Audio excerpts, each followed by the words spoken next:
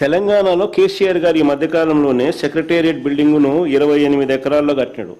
10 లక్షల ఎస్ఎఫ్టీ, అంతకన్నా ఎక్కువ. అదే చాలా లిబరల్. 615 కోట్లతో కట్టినాడు. పార్లమెంటు, దేశ రాజధాని ఢిల్లీలో పార్లమెంటు కొత్త భవనం 970 కోట్లు. ఆ పార్లమెంట్లో 1272 మంది కూర్చునేలా కట్టారు. మరి పార్లమెంటు దేశం మొత్తం చూస్తుంది. ఆ లెవెల్లో వాళ్ళు కడితే మన అసెంబ్లీ ఎంతో తెలుసా ఇప్పుడు కట్టేది? 1449 కోట్లు.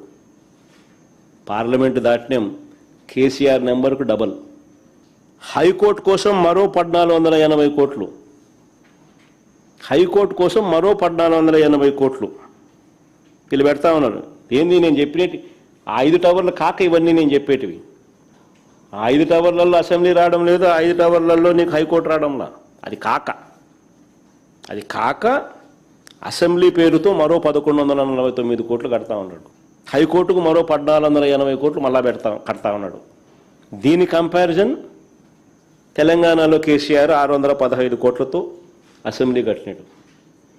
దీని కంపారిజన్ పార్లమెంట్ భవనం కొత్తగా ఢిల్లీలో కట్టింది 970 కోట్ల రూపాయలు. అంటే కనీసం హైకోర్టు అసెంబ్లీని కూడా వదలడం లేదు స్కాముల కోసం. ఈయన దుబారా కోసం, ఈయన విచ్చలవిడి దోపిడీ కోసం. చివరకు సరే మిగతా వాటిలో స్కాములు ఇంకా ఎక్కువ కనిపిస్తూ ఉన్నాయి 5 టవర్లలో, అటువంటి పనులలో. కానీ హైకోర్టులు అండ్ అసెంబ్లీని కూడా వదలడంలా, చట్టసభలు కూడా వదలడంలా.